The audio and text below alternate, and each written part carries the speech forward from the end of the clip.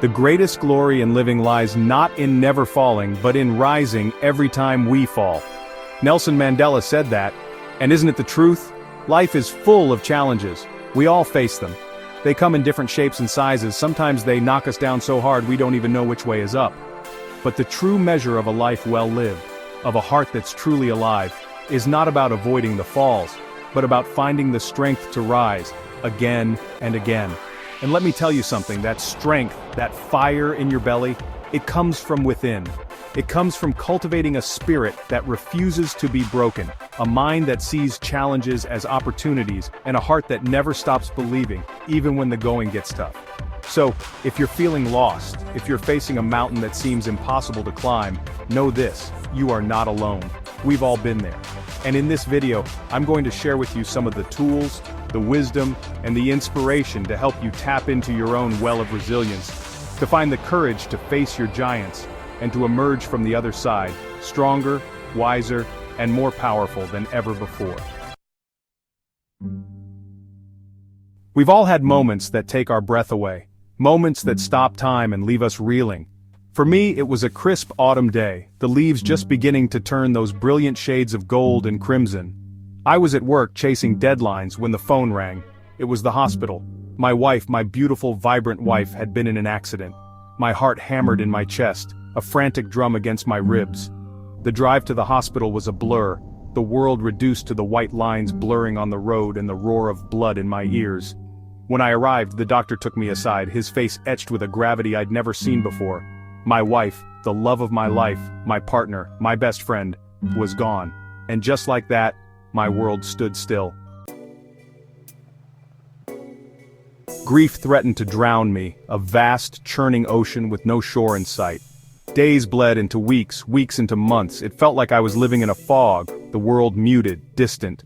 But then, something shifted. I remembered a promise I'd made to my wife, a promise to live a life filled with joy, a life that mattered. That's when I knew I couldn't just exist, I had to truly live. But how do you pick up the pieces and start again when your heart feels so broken? It starts with a single step, one foot in front of the other. It starts with setting small, achievable goals. For me, it was simply getting out of bed each morning, and then it was taking a walk, feeling the sun on my face. Slowly, gradually, I began to find my footing, one small victory at a time. Chapter 3. Words to Live By. Now, I want to share something with you, a beacon of hope that guided me through my darkest hours. Maya Angelou, that phenomenal woman, once said, "You may encounter many defeats, but you must not be defeated. In fact, it may be necessary to encounter the defeats so you can know who you are, what you can rise from, how you can still come out of it." Isn't that powerful? Her words reminded me that setbacks, even devastating ones, don't define us. They refine us. They show us what we're truly made of, the strength that lies dormant within us, waiting to be ignited. So the next time you're facing a challenge, remember Maya's words. Remember that you are stronger than you think, more resilient than you can imagine. Chapter 4. The Power of Connection.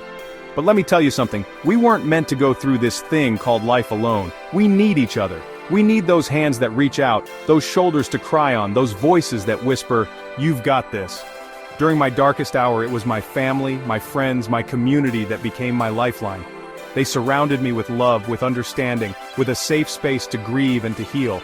They reminded me that even in the deepest darkness there is always light.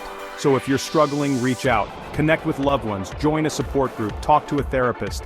Remember, asking for help is not a sign of weakness, but a testament to your strength, your courage, and your commitment to healing.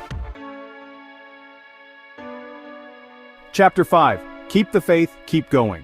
Now I won't sugarcoat it, life can be tough. It throws curveballs when you least expect it, challenges that test your limits. But here's the thing, you have within you an indomitable spirit, a wellspring of resilience that can weather any storm. So, keep the faith. Keep believing in yourself, in your dreams, in your ability to overcome. Remember, you are not defined by your challenges, but by how you choose to rise above them. Keep your head held high, your heart open, and never ever give up on yourself. Because you, my friend, are capable of extraordinary things. Outro, your journey starts now.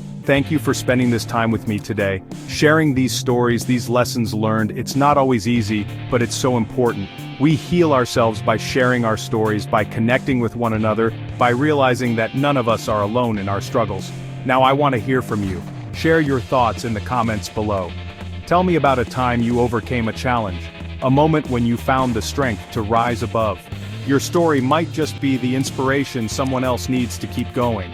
And don't forget to subscribe and hit that notification bell so you don't miss out on more inspiring content like this. Remember, we're on this journey together. Until next time, take care of yourselves and each other.